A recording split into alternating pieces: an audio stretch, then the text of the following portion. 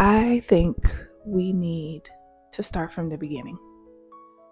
I think we need to rewind and see how we got here. Because he answered. He answered.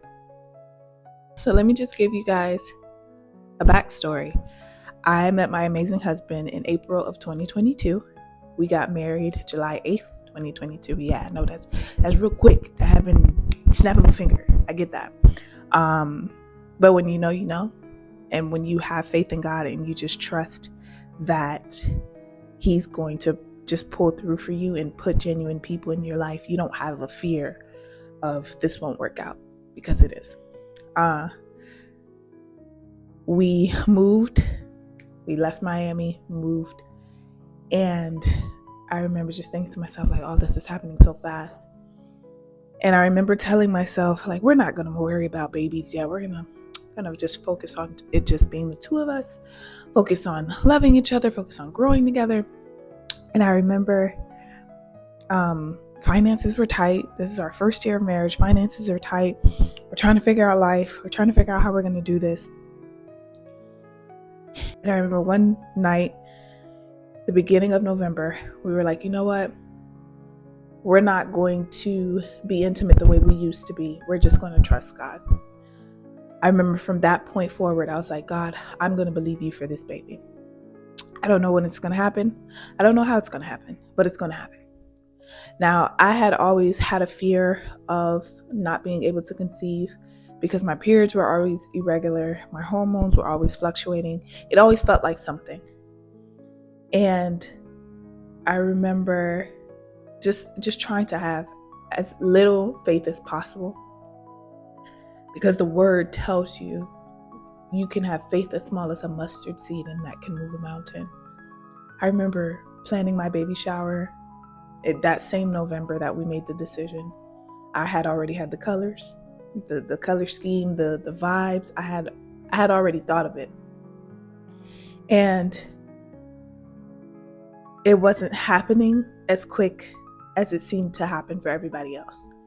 And that was starting to get frustrating. But I was like, you know what? We just made this decision. Like, we just made this decision to believe for a baby, or to active. It wasn't really actively trying, but if you're not trying to stop it, then I believe you're actively trying, if that makes sense, right? If you're not taking the necessary precautions to not have a baby, then chances are you will have a baby. And I remember seeing over time, the desire started to grow stronger. And it started to go stronger, but it wasn't happening quick enough. And I started to get frustrated because I feel like there were people out here that have one night stands and boom, baby. There were people out here that didn't even want their children, that were doing harmful things to their children, and boom, still having a baby. And I remember being so frustrated. I was so angry because I couldn't understand why. So I just took a pregnancy test and it was negative, which I'm not surprised. I'm just disappointed because I felt like my period has been so irregular lately. It's been so irregular. Like, I have 9 days, no period. And now I feel like it's kind of like a sick joke, because now it's 10 days and I've seen no period yet. And I took the test and it said not pregnant. And I don't know, I guess I had a glimpse of hope, because it's 10 days now, you know?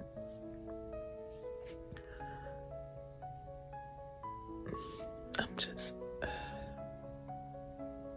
it feels weird when your body's not cooperating. And it's because of its own doing.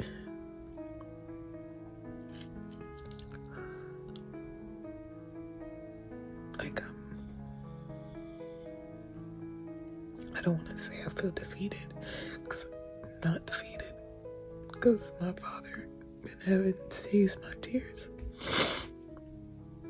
But man, I'm getting tired of this thing back and forth. It's just becoming very frustrating.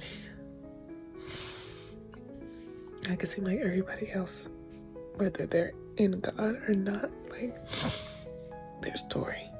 Like it doesn't seem like such a challenge. But here I am. I'm just so angry and I'm so tired of feeling this way. I'm so tired of it. Like, legit, I don't like this feeling anymore. I don't like, I never liked the feeling, but I don't like feeling like my body is against me.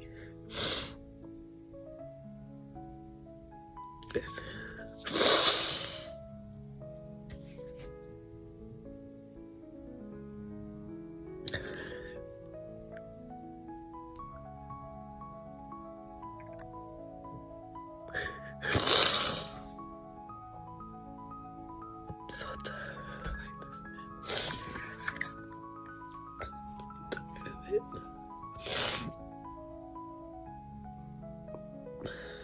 Like it makes you think like, did I do something wrong?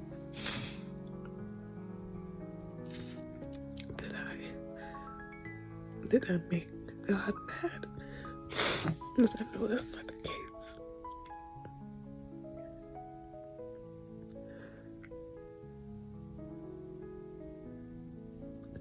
But it's so frustrating having the period symptoms with no period and no pregnancy.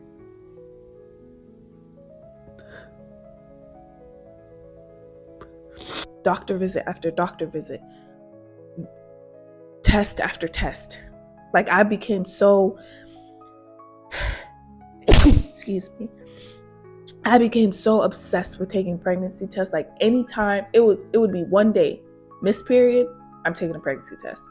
And I would be disappointed every time. Every time. Crying myself to sleep, crying at night, crying to my husband like, babe, what's taking so long? Like, why is this so hard? And I'm really thankful that God molded me in that season, because the faith that I thought I had, I didn't have. I questioned him. I wondered. I was like, why? Every time I show up on Instagram, it's somebody else that's pregnant, somebody else's baby shower, it's somebody else's baby being born. Where is our baby? Fast forward to 2023, it really hit me, because doctors were talking about PCOS and hormonal issues and all these things. And I didn't have the faith to believe that God is a doctor that hasn't lost a patient. I didn't have that faith yet. I was just like, Lord, these doctors are saying that it's going to be challenging. These doctors are mentioning IVF. These doctors are telling me they're mentioning endometriosis. They're mentioning so many things that doesn't sound like it's going to be easy for me to have this baby. And I had to keep some sort of faith, just a little bit. Crying in my closet, praying, remembering Hannah in the Bible and remembering how she prayed and prayed so much that people thought she was drunk. I had to keep something, because it didn't make sense as to why everybody else was getting something I've been praying for. It didn't make sense to me that the same place I would go to church, I would worship, and the same place became so difficult to worship in because the same thing I was praying for, everybody else was getting it. Do you know how hard it is to walk into a church and see another pregnant woman and realize that's not you? It started to take a toll on me mentally. I would vent to people, obviously, and talk to them, but I was starting to get so tired and so irritated with people telling me to eat better and to work out and to do this and to do that. Stop. I know all these things already. Right now I need prayer. Right now I need covering. Right now I need some sort of motivation because I'm losing it. And I didn't know how I was making it through, and it truly is by the grace of God that I am here today. 2024 comes around. It's February. I take another pregnancy test. It's negative. And what I realize is when you are hoping for something so bad, your mind starts to play tricks on you, because I would look at the pregnancy test and I'm like, I promise you, there is a line right there. It's just very faint. It's a very faint line, but it is there. Sometimes I let the pregnancy test sit a little longer because I'm like, I promise you, it's going to say positive. February 8th, it said negative. And I was over it. I was at a point where I was like, I don't want a baby anymore. Keep it. You're not going to give it to me anyway. Keep it. That's how annoyed and frustrated I was with God. Keep it.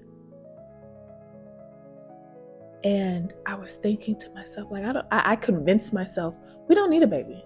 It's the two of us. We're going to live. We're going to travel. Once we get a baby, that's going to throw everything off. We're not going to be able to enjoy our lives anymore. I started to make the thought of a baby enemy number one.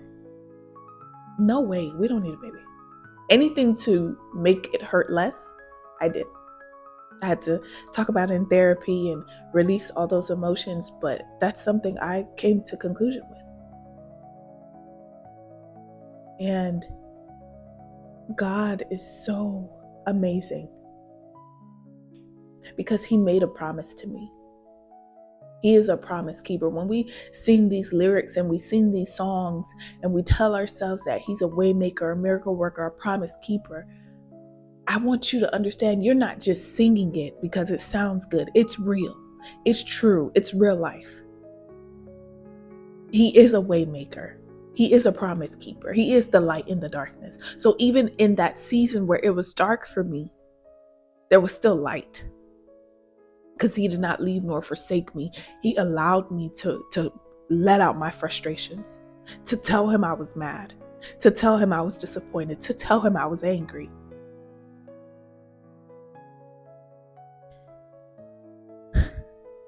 And I remember in June of this year, we had our nieces were with us for the beginning of the summer, and we went to Volcano Bay, right? We went to Volcano Bay, and you know when you go to the water park and they say, if you're pregnant, don't ride this ride, if you're this, if you're that. And my husband was just like, yeah, baby, you should get off then. You should get off this ride. And I'm like, get off the ride. I'm like, babe, stop saying that. You're going to make these people think I'm pregnant and I'm being neglectful. And you have to get to a point where you speak it over your life. Even if you don't see it, you have to believe it. You have to believe it. I started to just believe. I planned our baby shower. I remember buying a onesie. I bought it in secret because I at one point I felt like I was believing on my own. I bought a onesie in August of 2023 and I just hid it for a while. And then eventually we put it in the closet for us to see. But you have to believe it. Like, you have to believe it. I just started to speak over myself. I'm going to be a mother. My womb is going to multiply. It's going to be fruitful. We used to talk to my belly as if there was a baby already there. So he would come, he would kiss my belly and be like, you got to give mommy a break. And that day when we went to the water park, he was like, yeah, baby, you got to get off this ride. I'm telling you, you're pregnant. You got to get off this ride. And I just brushed it off. I'm like, baby, you got to stop. Like, the people going to look at me and they're going to report me. You got to stop. And I finally got to a point where I was like, Lord, you know what? I'm going to praise you like it's already happened. I'm going to praise you like it's already happened because it's already done.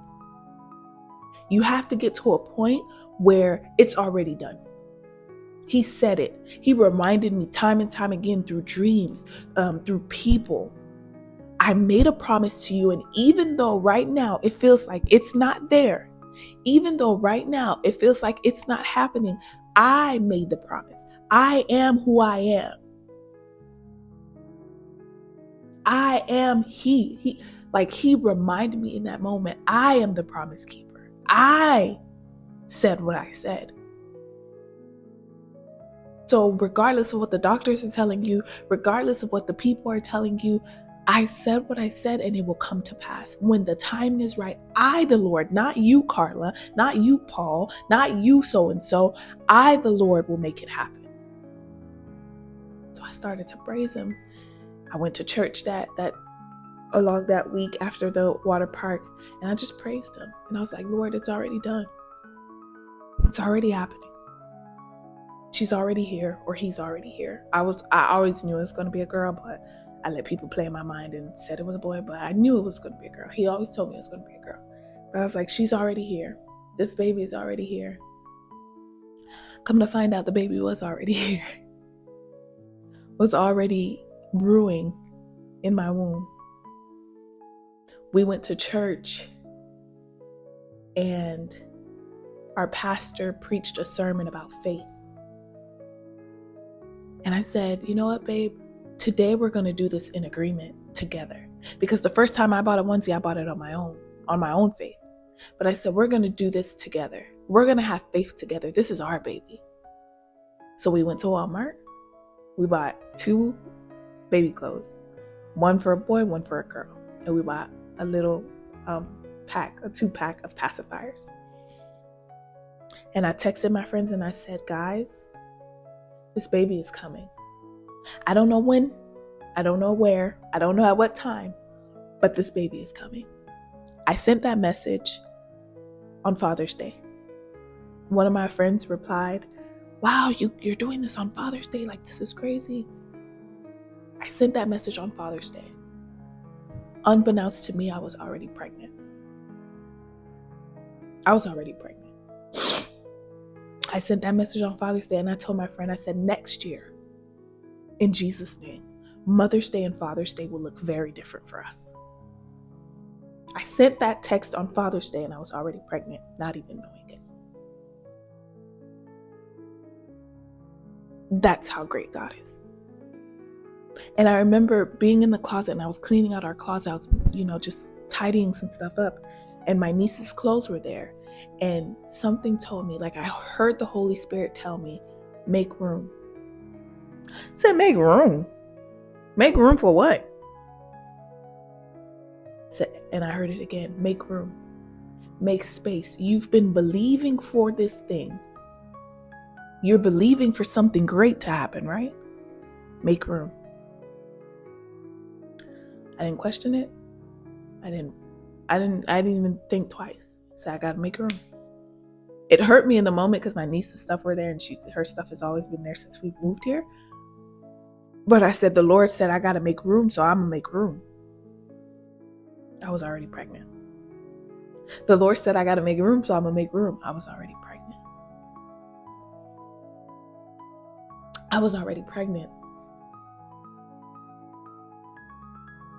And my mind, like I can't wrap my head around that. I was already pregnant. I went to the store. Me and my husband went to the store in faith. That's what faith looks like. We went in the store in faith and said, your will be done. And I was already pregnant. I went to the store to buy something that it was already forming. And I say all that to say, when God makes a promise to you, it doesn't matter what the outside noise is. When God says it is yours, it's yours. It doesn't matter how long it takes. It doesn't matter what the circumstances look like. It doesn't matter what the storm looks like. When he says it's yours, it's yours. We found out I was pregnant July 1st. After throwing up, I was throwing up so much, y'all. I was like, what's really going on? And it was crazy because I've thrown up before. Like, I've been nauseous prior to pregnancy and stuff like that. So I've been sick before, and I was just like, this is nothing. This is nothing. But it felt different. It didn't feel the same. It felt very different. It felt like something. And I remember texting Paul, and I was like, babe. No, he was at Walgreens trying to get me medication, nausea medication. And I was like, okay, let's just get this out the way. I don't know if it's going to be positive, but let's just get it out the way. And I told him, can you get a pregnancy test? Get the cheapest one you can find. Because I'm tired of spending money on pregnancy tests and them being negative. Get the cheapest one you can find. So he gets it. And I always told God, I said, Lord, the next time I take a pregnancy test, if it's really that time and it's really like what I think it is, I need those lines to be so vibrant, so dark. He brings the pregnancy test. I'm like, let's just take it. I take it. I don't even feel like it took a second. The little thing pops up. 2 dark lines. I said, oh, hold on. And my husband, he's the type of person, he need a different kind of proof. So he's like, nah, I need the digital one.